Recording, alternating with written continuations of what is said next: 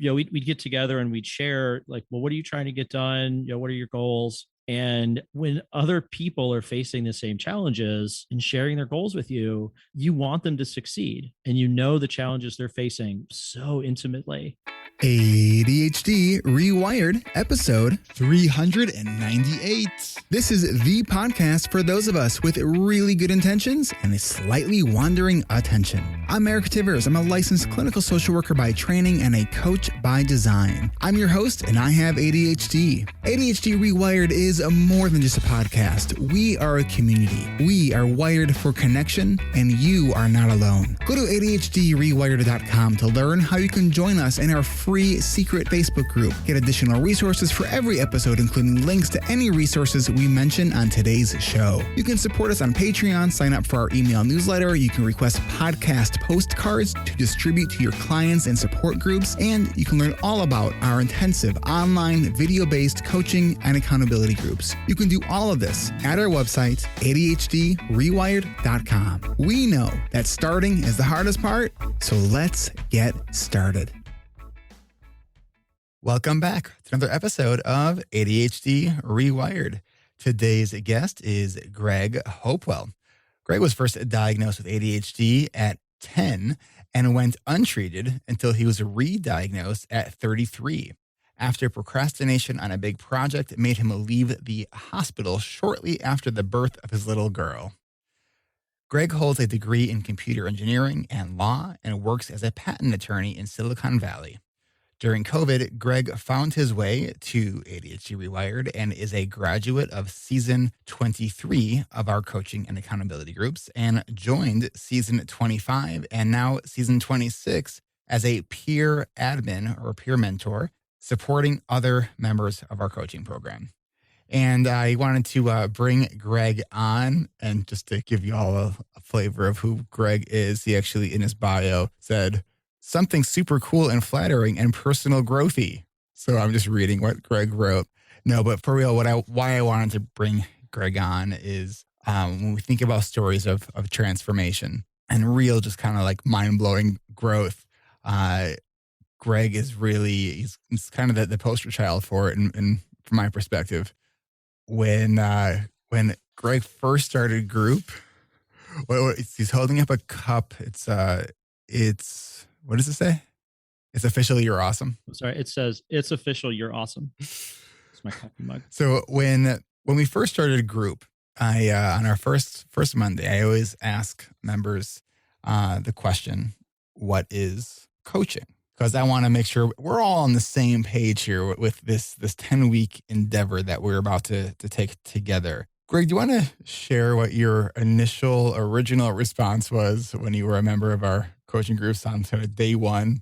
What was coaching to you? Oh, I was a tough cookie out of the gate. And I think I even volunteered this. A very expensive way to do nothing. And there was definitely a part of you that really felt that, right? Like there was a real high degree of cynicism. And nonetheless, there I was, right? I mean, the fact of the matter was, there I was with this reluctance, paying, I had done the expensive part, hoping this would be different. And so, when during those first couple weeks, when, anytime we were talking about something, there was this, I think very commonly seen with more like sort of this oppositional tendencies. And for me is like, I don't take any of that personally. I'm like, this is the process you're going through as you're trying to kind of like take down the armor and kind of figure out like what the hell you're going to try to do with your life. Because you've been trying lots of things and it hasn't really been working well for you. Can you point to, was there anything like that you can really point to that helped you go from, your one comment was when we were talking about doing hard things, and your response was, can we though? And at the end of group, I think that it would be pretty fair to say is that you're kind of a believer in that. Yeah.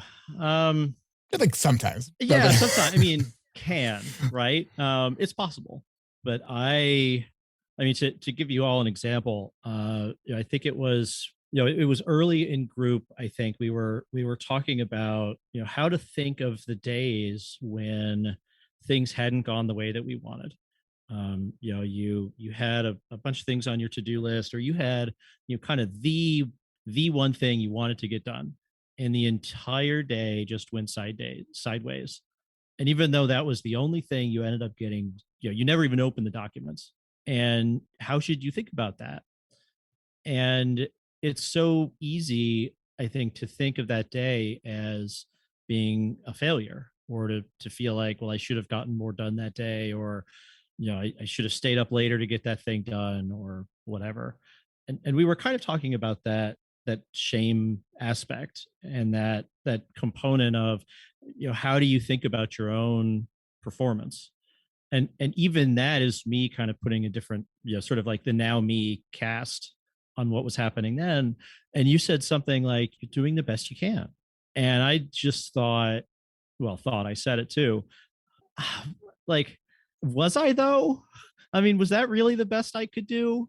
I mean, like, isn't that why we feel ashamed, that we don't believe that that's the best we can do, and we think that we ought to be able to do better?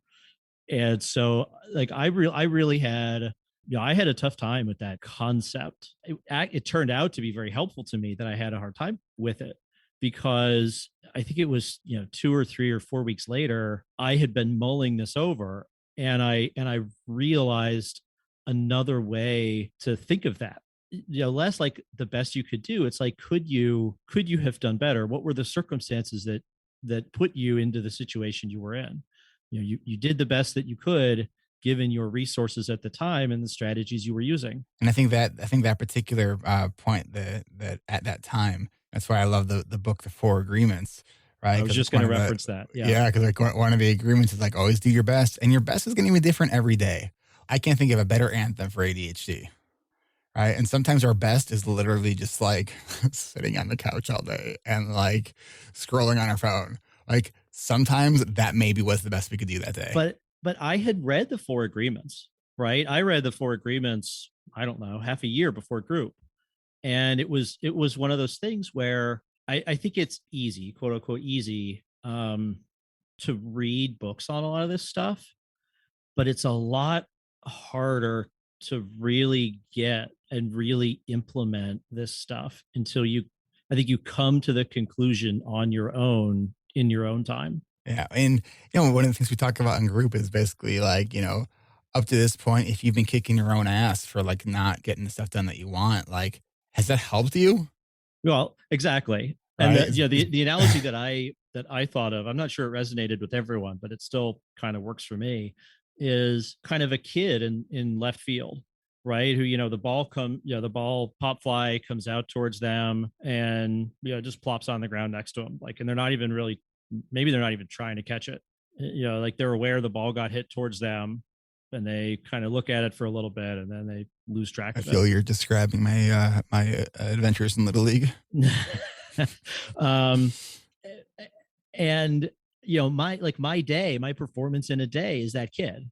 But when you're the parent, the solution, fingers crossed, isn't to just yell at the kid, right? It's like, well, okay, does the kid know the goal is to catch the ball? Right? Do you have a cap on to keep the sun out of your eyes? Did you get a nap? Did you eat food? Like, what else is going on that makes it hard to notice the ball's coming your way, and this is your time to catch it, and here's how. Do you have to practice catching the ball? Is there, and the other thing I realized was, the like, doing your best in the circumstances isn't an excuse to have like no intention to grow, or to aim, or to have, like, Yeah. the goal still ought to be catch that fly ball. I think one of the other things that bothers me a little bit about that do your best attitude is it feels like it can become an excuse Hmm. to not try. Audio, you can't hear my finger quotes. Until you say But that you're using finger quotes, and now we heard it loud or clear. yeah, you got it. But it's, yeah, you have to be careful that it doesn't become an excuse to not want to grow, if that's what you want to do. Right, and I think the way I interpret that idea of always your best and your best will be different, and why when when the best that we really kind of needed for that day was not what showed up that day, how we stay in a place of self-compassion in those moments. And that's through, I think, curiosity about like really like trying to get curious about what was going on, whether it was today or maybe even yesterday or this week or additional stresses in my life. Like, what can I do so I can show up in my life and meet the expectations that I'm wanting to meet for myself and for others in a way where I feel effective with what I'm doing. And on those days that where the ADHD is just like kicking my ass all day long and I'm not getting anything done, I try to just kind of pull back and say, all right, what is going on? And kind of then prioritizing my whether it's my sleep or exercise, stuff like that, and say, okay, so ADHD and all the stuff that's because of the ADHD, like we we can't use it as an excuse because it's not an excuse. It's an explanation. It helps us understand why we're, having certain challenges, but don't end there, right? And I think that's sort of what your journey has kind of been is where you're like, maybe I can consider this perspective, but like, how do I do this? And I feel like you've been kind of really asking that question. All right, how do I do this? How do I need to kind of show up, and what do I need in my life so my ADHD is just a part of me and not like winning every day? Well, per usual, perhaps for many of your guests, I'm simultaneously thinking of 7 places we could go off of that. Um, but I think that's true. Um, and they've all gone. Every one of the 7 is all gone. Um, I shoot, it was really sage wisdom too. Every 7 of them. Um, I think one of the things that was really hard for me, I found one. I really kind of went untreated for so long, and a part of in some sense, identity for a long time was, okay, I'm a pretty smart person, and so the idea that I'm a smart person with a poor working memory, or who could use tools or nudges or whatever other structure, in some ways is that at odds with kind of this ego or this sense of self, or like everything else that's kind of like grown up around that. And am I less than, or do I have to change my self concept if I need other supports? If I used to make fun of my wife for writing stuff down, and shit like You literally. did? Yeah. What an Oh, I asshole. you should have seen the mea culpa. I go through the program. Maybe I should start writing things down. I'm sorry, honey. That's a really smart thing you do, and I would really benefit from writing things down No, too. is your wife neurotypical? In some ways, let's say yes, but she's like the opposite end of the spectrum. Okay. Like if there is something to do, she wants to get it done. She cannot rest until everything is off of her to-do list. If there is an email that came in, it will be on her mind until it is done. She writes things down. She makes plans. She executes on them. She's very much on top of a Yeah, lot of it's things. hard for her, maybe hard for her to just relax and Yes. to let things be Yes. sometimes. And in some ways that makes us very good compliments. Mhm. In other ways, it means we had to have some real conversations as I was going through this process, kind of trying to understand where I was and kind of what was going on. And we had a big fight kind of midway through group where I was really struggling one day, and she goes, what's going on? I thought you were doing this group. I thought it was supposed to, it was supposed to like make everything better. And how are you just stuck today? What did we spend money on this group for? And the idea that I I could get guidance and yet struggle to execute on it, that was a difficult thing to kind of understand. Great. What I want to do is take a quick break, and I'd like to pick up where we left off when we come back, talking a little bit more about that conversation and the conversations that you had with your wife, because I know that that is a conversation that a lot of mixed marriages, as we can call it, have is when one partner has ADHD and the other doesn't, and how to kind of negotiate life with that. So, Greg, we will be right back. We are already in week 2 of our award-winning online video-based coaching and accountability groups. With 4 sections again this season, it's been amazing to be a part of this growing community. Not just with the number of people, but with the personal growth that happens for each and every person who joins the ADHD Rewired coaching and accountability groups. Whether you want to discover how accountability can become your best friend, learn strategies to gain awareness around your ADHD, or finally step out of your comfort zone to move forward with your goals with people who understand the struggle ADHD can bring us, head on over to coachingrewired.com to add your name to our winter interest list. Once you get your name on our interest list, keep an eye out in your email for instructions on how you can join us for our winter registration kickoff event. And for the first time, we're holding a registration event on a Saturday. We'll be doing it on Saturday, October 30th at 10 a.m. Pacific, 1 p.m. Eastern. Are you still wondering what group coaching can do for you? Here are a few stories from listeners just like you who finished their 10 weeks of coaching and accountability groups. I think I was afraid at first. Especially with the opening, I was like, oh no, this sounds really scary. And I knew I just needed something more. I joined this group because I am a graduate student and I was having trouble getting anything done. I came into group a really tough cookie. I think I was skeptical and cynical and did not believe in things like you can do hard things.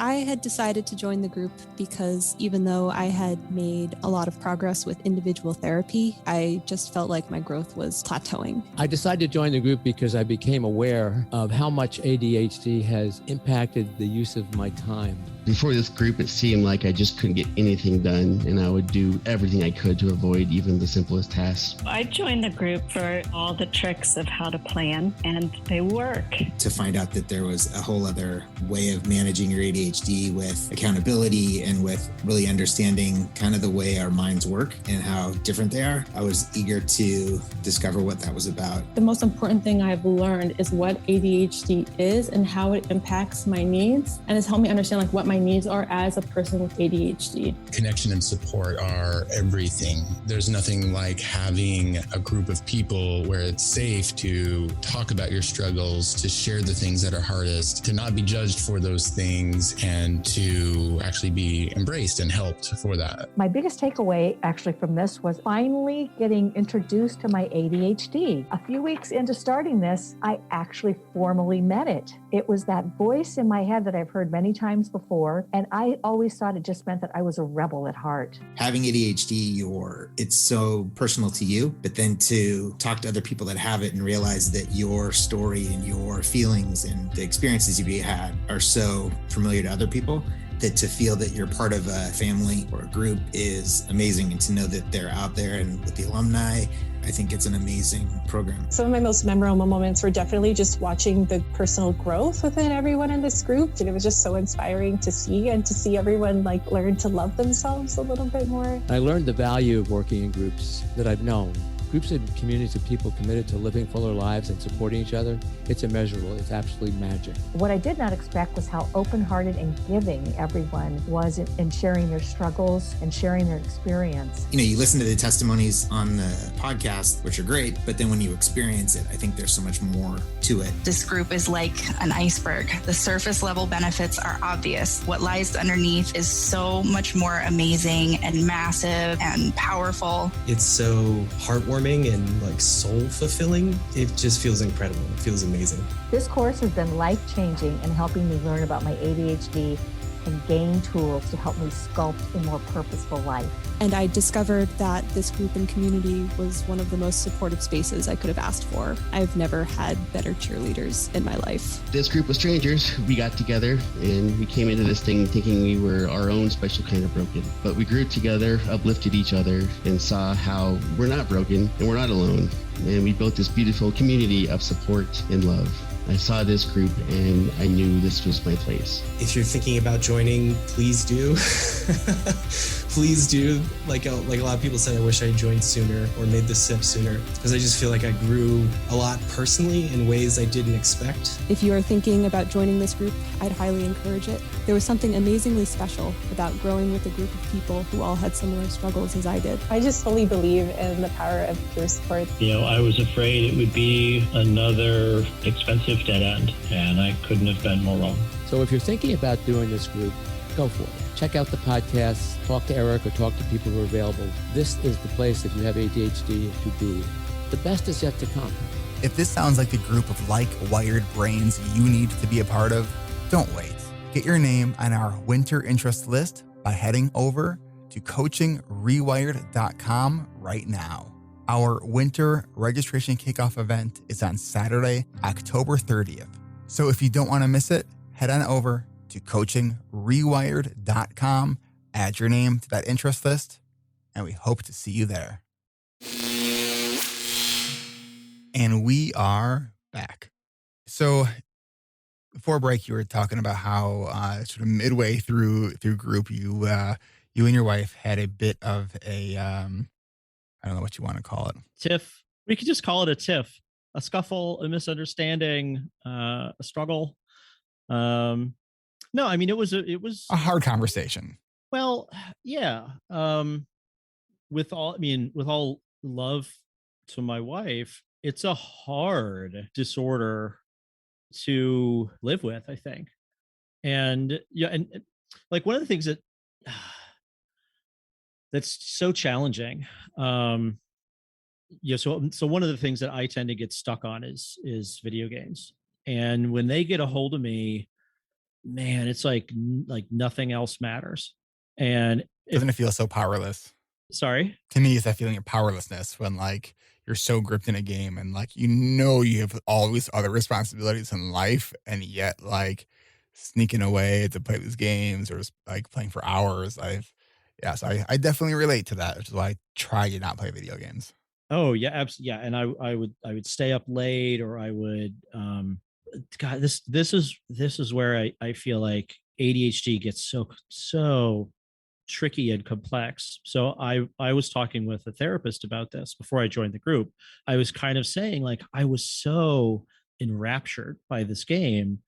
My daughter would, she's 4 at the time. She came over and she says, "Daddy, will you play with me?" And I said, "Oh, yeah, as soon as I'm done with this run." And then I finish the run and I start another one. And I'm it's one more turn.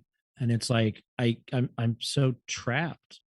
And so whenever I hear of kind of the hyper focus thing, it's yes, but I mean, sometimes that's advantageous, but sometimes it's being trapped in a thing where you really just cannot transition out of. And I'm talking with the therapist, and he kind of, I don't think he had a lot of experience with ADHD, and this is genuinely no knock on him, but he wanted me to be the one to articulate it, but he was kind of leaning me into recognizing kind of how selfish that was. And it's, in some ways, it's true, right? It is selfish and hurtful, and I'm missing these golden moments of my kid's childhood because I can't escape this thing. And it's kind of simultaneously it highlights the need to find a strategy that will work. And yet there was something about when he had articulated it that way that felt off or wrong to me, in the sense that it was a piece of the story. It's not like the next day when it happened again, I thought to myself, "Oh, this shame. Okay, I'm going to quit immediately when my daughter comes over." It was "Okay, honey, I'll quit after this one." And then I start another one, and just my shame has quadrupled. It's so tricky because it's simultaneously your motivation to find a solution, and yet there's a risk that it traps you in these really negative secondary feelings where my intention really is to quit, and it really is important to me to spend that time with her. Yeah. But I'm stuck. Yes. There's a Fish song. There's a lyric that says, "This time will be different until I do it again." And there's another lyric that goes, "When I screw up once, I got to do it 2 more times." There's It's funny. There's a Macklemore song called "Same Love," and it has the lyric in there, something like, "And I can't change even if I try." Mm. There was something about that that really resonates with me. And of course, the song is totally different subject matter, but the concept of like, that's just who I am, man. Like, I just have a crummy working memory and I can get really stuck. Let me ask you this. What do you think has helped? Because well, I still see some of that sometimes with you. I've also seen a really big shift in that, I think more often than not. What do you think is allowed for some of that shifting to take place? Oh, asking the hard questions now, are we, Eric? It's a lot of things. So, I mean, a group obviously was really helpful, and I'll talk more about that in a second. But for the longest time, even though I had the diagnosis, I didn't really research it and I didn't really look at it. I took a pill and my psychiatrist would ask me how it was going. Yeah, maybe check my heart rate, but I never really looked into, okay, what is this disorder all about? I had finally started to do that a bit before I came to group. Um, but the kind of the group setting for coaching was awesome. I think most of us, maybe we know one or two other people with ADHD, and I think for a while I was even kind of in denial. So like, I knew someone with ADHD, but I think this person faced kind of reputational challenges, like had a reputation of tending to neglect things or tending to get things to the last minute or tending to be late for things. And um, it was almost like, oh man, like interpersonally, I really like this person, but they're facing challenges and I don't want to be associated with that. Man, like how do you successfully reckon with who you are if you have that kind of view about what it is to be who you are?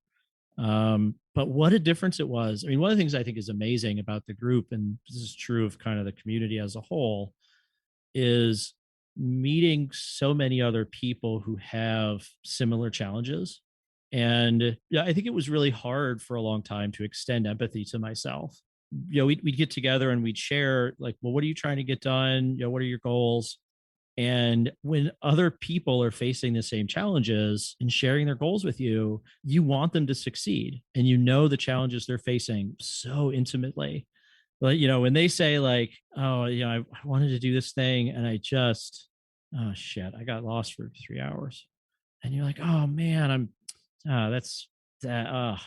What do you think you can do to help get yourself out of that next time? Just like seeing their goals and challenges being the same, your heart goes out to them. And like kind of early in the season, we share, like here's kind of very broadly what I'm trying to do in the next 3 months, 6 months, year. I wanted everybody to make progress on those things. And I noticed when talking about challenges they had and tough days they had, oh, don't be so hard on yourself. And you're really not giving yourself much benefit of the doubt. You would see that happen to other people and you would think, man, you're tough on you. And then you think about yourself and you'd go like, I can't believe how could I not do that thing? Like, come on, you could do more today. Wait a minute.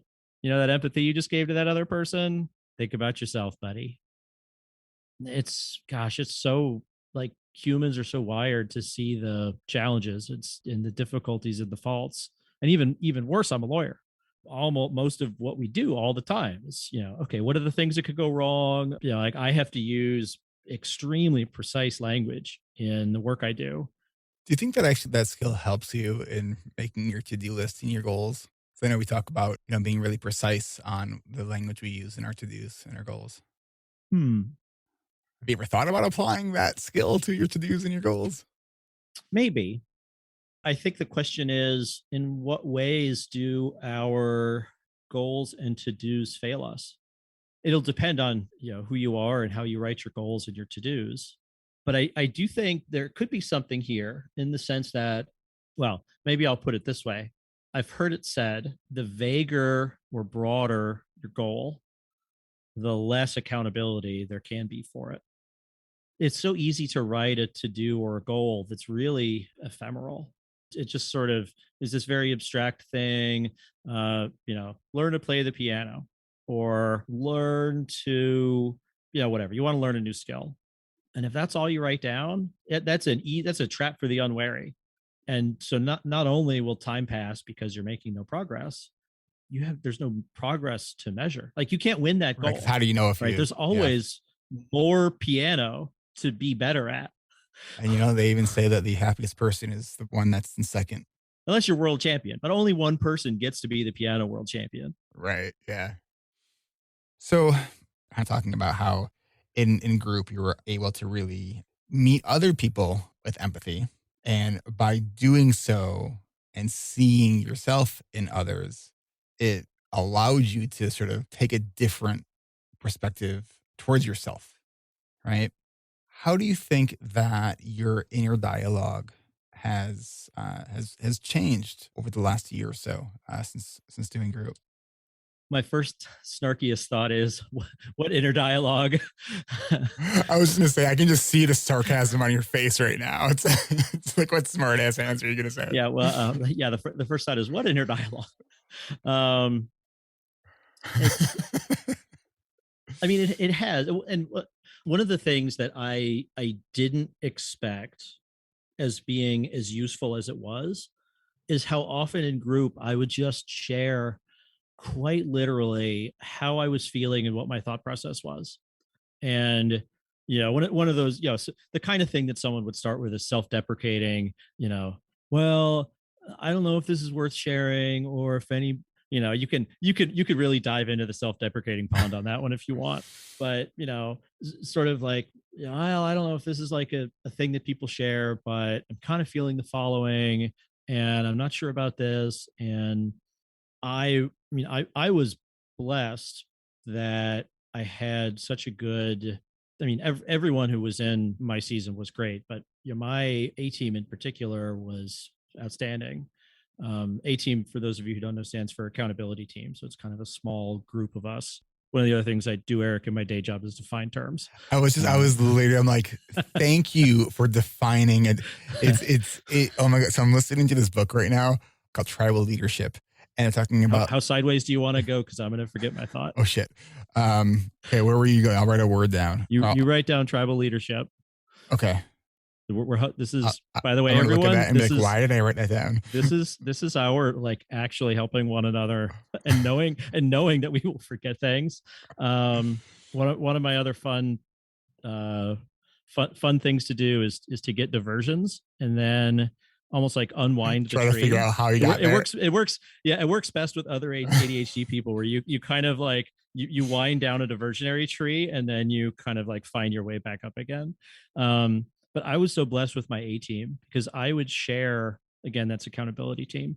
I would share, kind of some of those thought processes, and they would, it's a little bit of like but listen to yourself, and sort of like, how do you know that's true? Or, is that reasonable? Is that, sort of like a reasonable, like a sane way to think about it? Are you assuming that this other thing isn't going to work out? And sometimes it was just, like, guys, I'm feeling like real bummed out about the following. And they'd say, yeah, I'm like, but Greg, like, you got this. And one, do you mind if I do 100 successes real quick? Yeah, go for it. Like, this was an exercise in the group that was also very meaningful to me. So there's this exercise where we write down. And I do want to credit Jack Canfield. This is a exercise from, I don't remember the name of the book, but it was a really big one. It was, I felt it was like the book that had like every self-help like idea that's ever been written all in one book.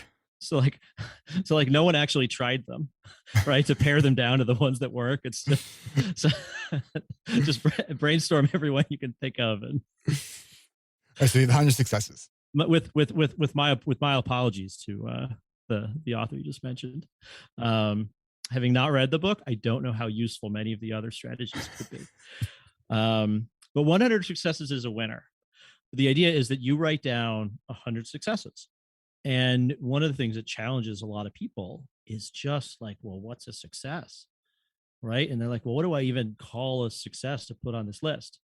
So you start writing down all these successes. And part of the point is how often we forget or don't give ourselves credit in some ways, or don't kind of psychologically feel the history of success that in fact we have.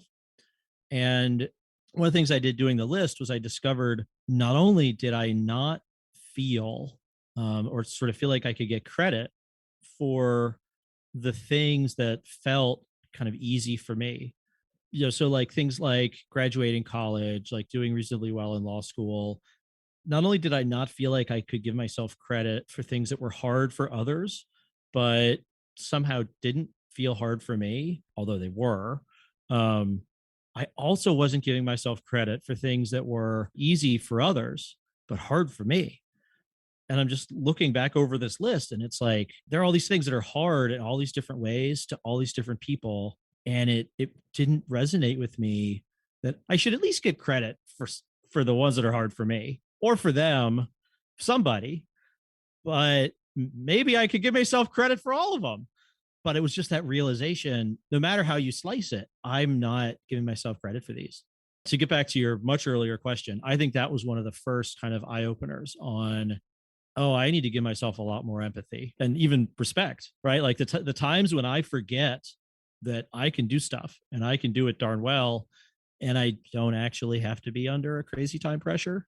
I have that history within me. That old me is still the me, and I can feel pride in those things.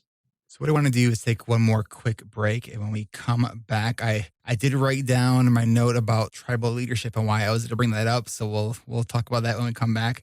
And then I want to talk a little bit more about sort of the stories that you're still telling yourself as and writing and rewriting your own personal narrative. So we will be right back. If you are listening to this podcast ad, but really wish you didn't have to, there's an option for you. You can get access to ad-free episodes of this show when you become a patron at the $5 a month level. Go to ADHDrewired.com/Patreon. That's just about $1 an episode. The website again is ADHDrewired.com/Patreon. $5 a month gets you ad-free episodes. Then at $10 a month, that gives you a bonus audio track every month on that special podcast feed. On the fourth Tuesday of every month, for our $25 a month patrons, I host a coaching session on Zoom, and we drop the audio recording of that coaching session right into the ad-free podcast feed. Sign up for it over at ADHDrewired.com/Patreon. Perks for our patrons start at just $5 a month with ad-free episodes, and support can start at any amount that suits you. No matter the contribution, I'm grateful for any contribution you're able to give. It costs around $700 a month for editing alone. So while podcasts are free to you, the listener, they are not free to produce. So thank you to all of our patrons, new and old, for supporting this show. And if it's not in the cards for you right now and you are still here tuning in every week, I want you to know how grateful I am for you just tuning in. So if you love this show and want to support what we're doing here at ADHD Rewired, then head on over to ADHDrewired.com/Patreon and become a patron. Perks start at just $5 a month, and support can start at any amount. That's ADHDrewired.com/Patreon. And if you've been meaning to do it for a while, what can you do right now that would be a helpful reminder for you later when you're able to do it? Or what if you just took 1 minute right now? Because it only takes about 1 minute to sign up to become a patron. That's ADHDrewired.com/Patreon. That's PATREON. And thank you so much. Did you know about all the other podcasts we have here on the ADHD Rewired Podcast Network? With 5 podcasts on the network, there's a little something for everyone. Check out ADHD Essentials with Brendan Mahan, Hacking Your ADHD with Will Curb, ADHD Diversified with MJ Siemens, and the ADHD Friendly Lifestyle with Moira Mabin. And soon to be joining the network is a show with Will Curb and ADHD Rewired coach Roxy Martin called Wait, what was the question? Keep tuning in for announcements on when their show will drop into your favorite podcast player. If you enjoy listening to all of the podcasts on the ADHD Rewired Podcast Network and find value in our shows, don't forget to subscribe and leave a rating and review. Share it with your friends and family, because sharing is caring. You can find all of our podcasts by going to ADHDrewired.com/podcast network, where you can also subscribe, listen to, and share all of our shows. This is the podcast network for people with ADHD by people with ADHD. We want to thank you, all of our listeners, for tuning in each and every week. We appreciate every single one of you. And if you haven't had a chance yet to subscribe and leave a rating and review, please remember to do so. It really does help us. And you can find us at ADHDrewired.com/podcast network. Thank you from all of us in the ADHD Rewired podcast family for checking out our shows, sharing our shows, and for helping us grow, which helps us help you. Thank you.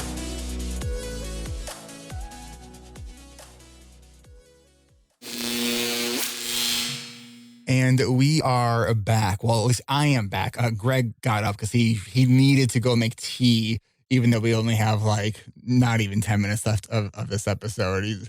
So he's making tea right now. The break is not a break. What are you telling people? That the break is a fake break? There's not a break for the guests. The guests are we just start again. Because you know why? Do you know why I do that? Other than that I'm on a time crunch. Because if what I accused you of is that your ADHD guests will otherwise disappear and may not return. Not just that, if we take an actual break, we'll start talking and realize we were just talking for an hour. That's, wasn't intended on being part of the podcast. And now I have to go. But it was high quality podcast material.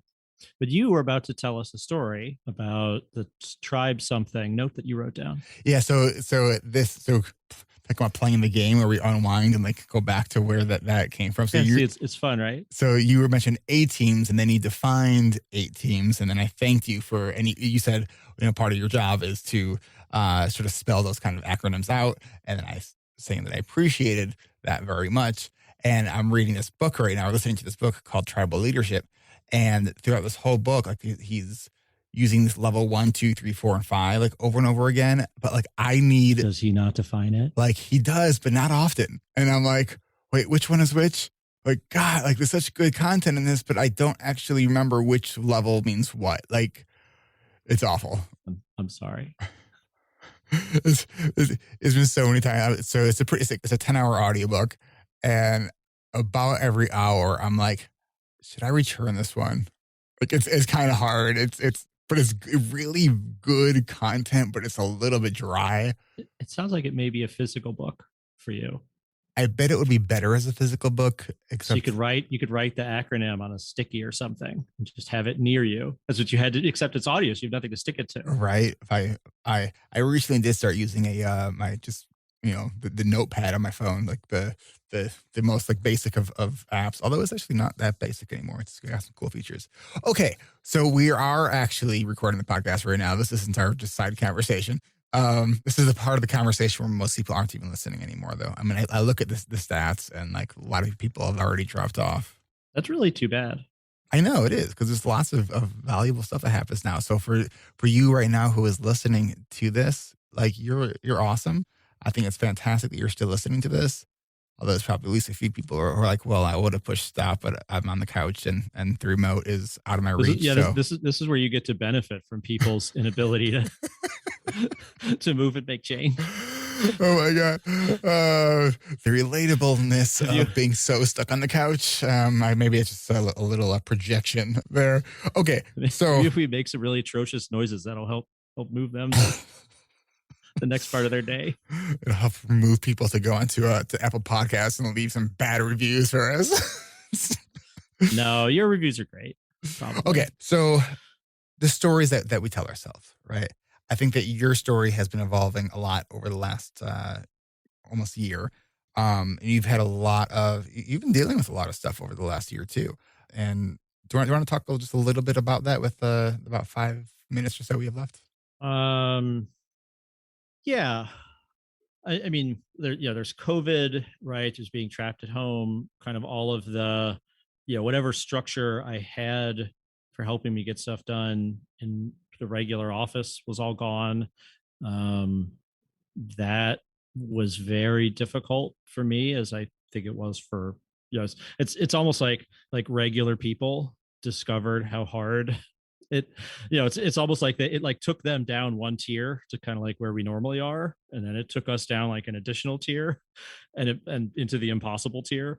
um my I changed jobs. My wife had a big medical discovery that we've been dealing with. Yeah. And there's just been so much change and so much kind of introspection and self work. It's like I shock.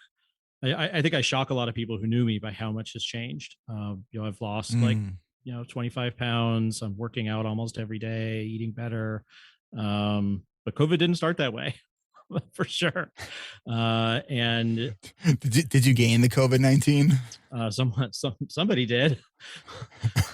And one of the things I think maybe most useful to people in this podcast, this is before I had joined the group. I was listening to your podcast, and someone was talking about a meditation practice that they do.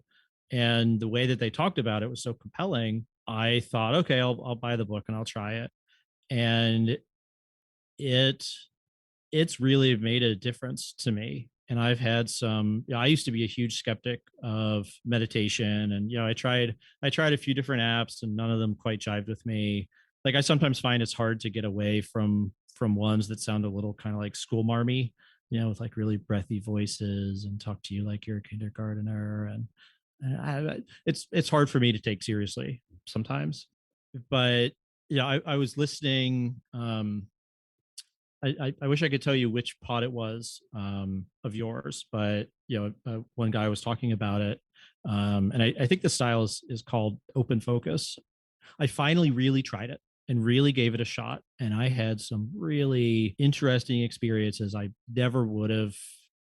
It's the kind of thing, like, I'd hear people talk about it, and I never would have given it credit until it actually happened to me.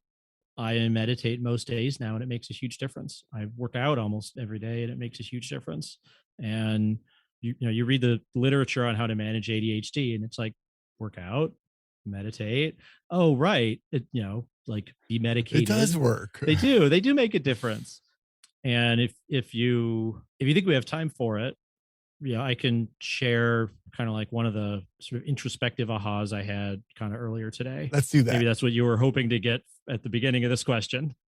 I mean, when you sent me notes of a story, that's why my question was like, and how have your stories changed? Yeah, but you misdirected me with all the what's been going on in your life. Watching your brain try to figure out what to filter out from that question and what to say, it was like watching, like, it was like a Herculean task. So I'm sorry that I probably will need a nap after this. Little do you know, it's a whole army of Hercules up there. Herculi.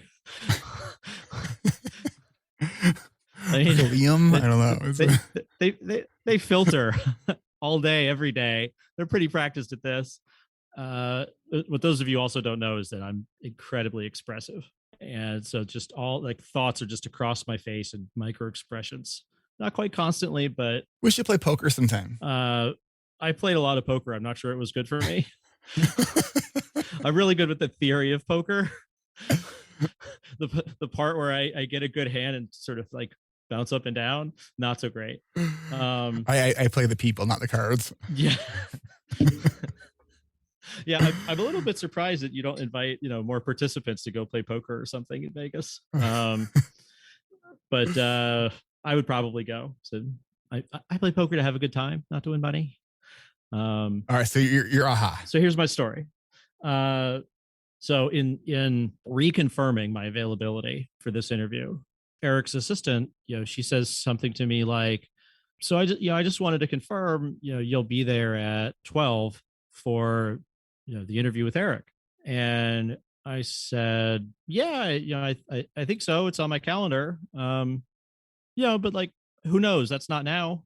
I pathologically don't know about not now." And but so my mom is sort of a mathematician, so she's hyper logical. And it's like, that's true from a kind of logical perspective, right?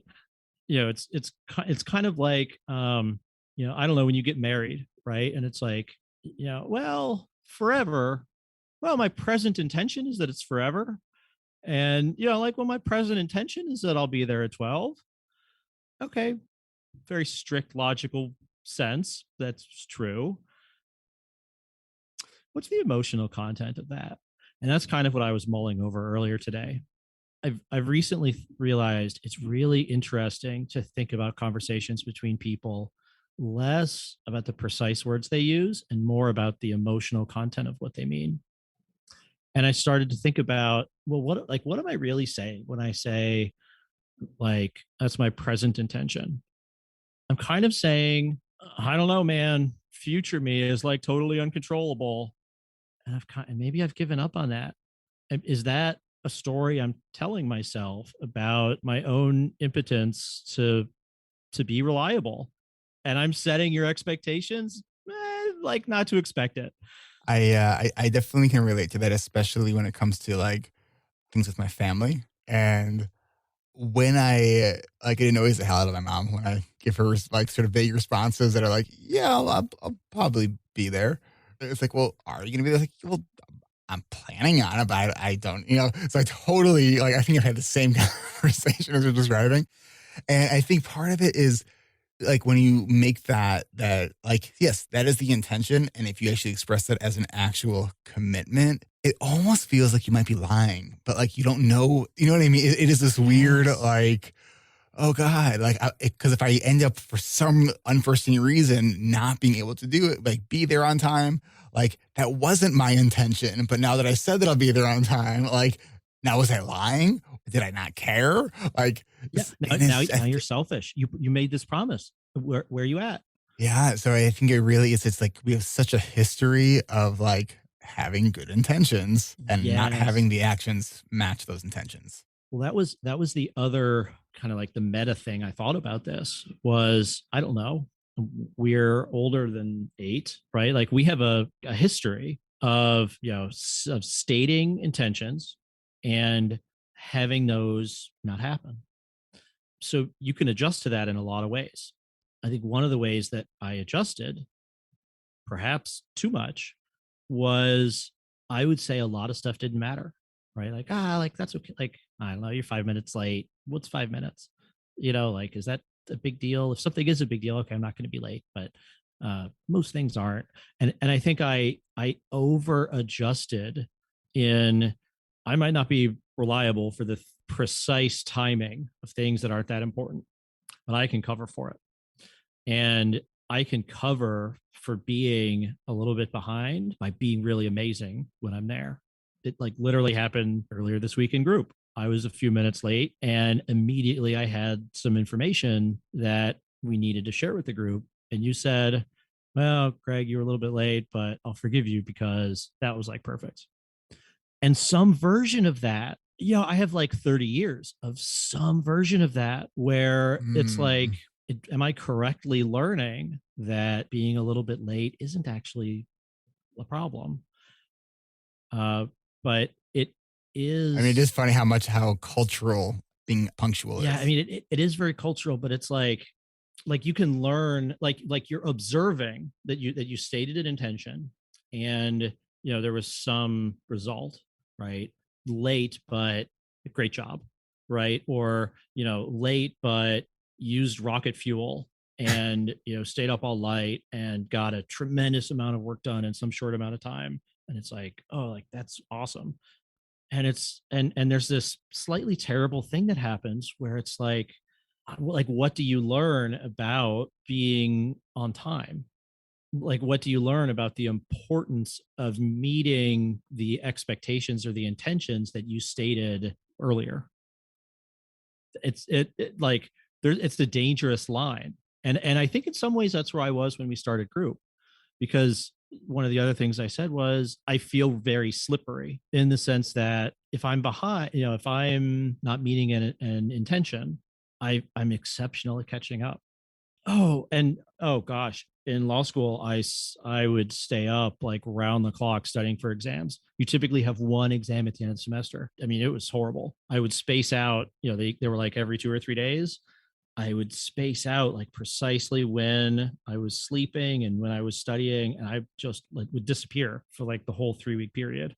Just these awful superhuman things. But it's like it gets into these like, I don't know, like, but where you found me then, was, we get to the part of the course where it's like, okay, like, what are your long and medium term goals? And I realized I had none.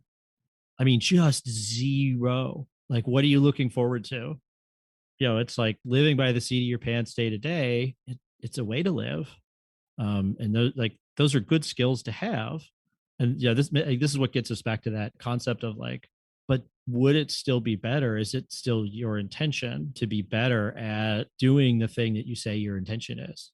That's great that you can recover from an error exceptionally.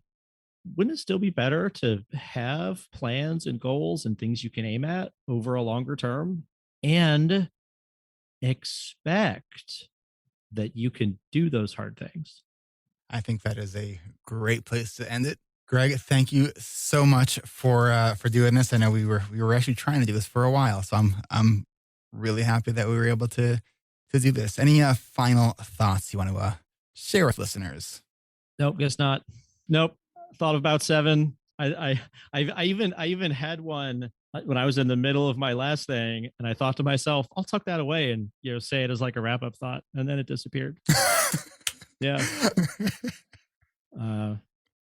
It's been a pleasure, Eric. It really has meant a lot to go through the course with you, and it is a journey. I have been so surprised how helpful kind of self-awareness and self-monitoring and just noticing things has been. I think I didn't even notice the undercurrent of the stories I told myself for such a long time. I really, they were like, my default was very cynical and sarcastic, and I didn't even catch on that was a thing. Like the idea that I would say the thing about, I intend to be there at noon. That would be the joke, but I wouldn't think like, okay, what's really behind that? And I think it's really changed. It seems like you went from realizing that you're this character in the story of your life to actually realizing, no, you're not the character, you're the author. Well, it's got more pages than like this immediate one, right? Like I'm allowed to aim the book in a direction, and I can try to get there. That's a pretty cool place to be. Thanks, Greg.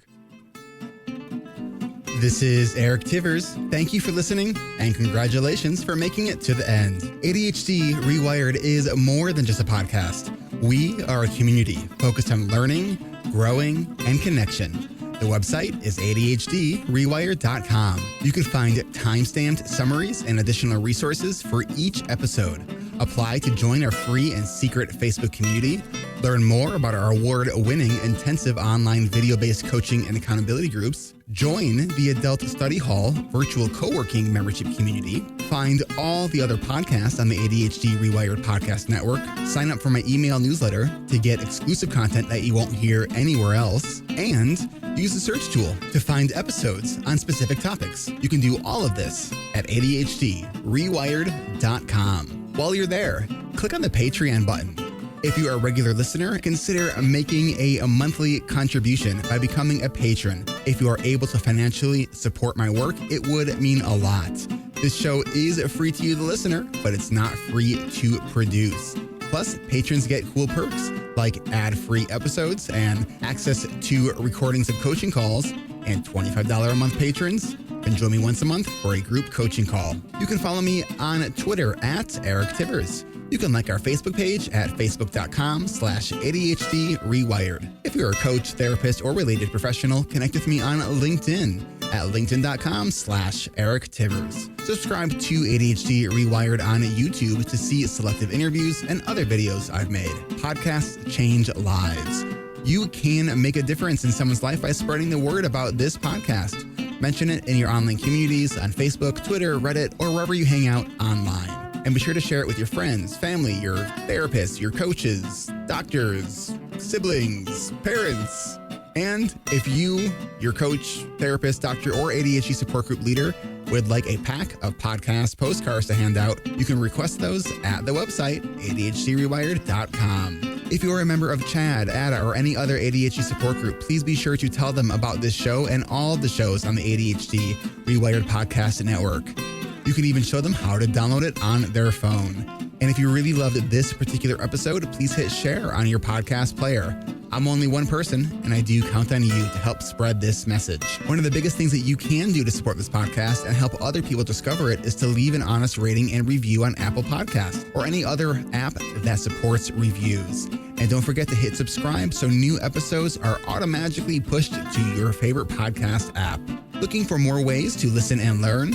Get a free audiobook and a 30-day free trial at Audible by going to audibletrial.com/ADHD Rewired. Here is my list of must-listen-to audiobooks updated July 2021. Nonviolent Communication by Marshall Rosenberg. Attached by Amir Levin and Rachel Heller. Atomic Habits by James Clear. The 5 Dysfunctions of a Team by Patrick Lencioni. Crucial Conversations by Carrie Patterson. The Coaching Habit by Michael Stainer. The Body Keeps Score by Bessel van der Kolk.